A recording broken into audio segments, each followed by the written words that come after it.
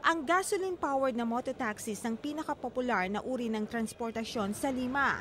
Ayon sa opisyal na tala, may nakarehistrong 35,000 taxi sa Peru, ngunit tinatayang halos milyon naman ang hindi nakarehistro.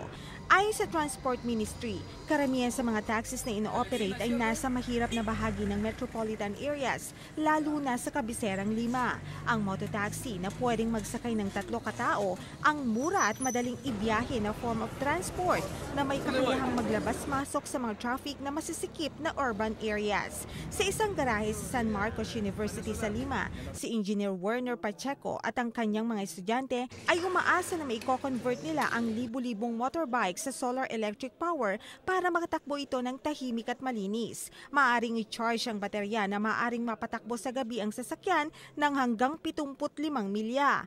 Maaring i-pedal ang prototype at ito'y mayroong 3 gulong, saradong cabin at may makikintab na mga panel sa ituktok.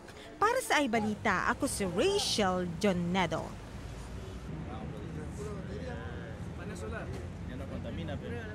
Una revolución, ¿no? Lo que más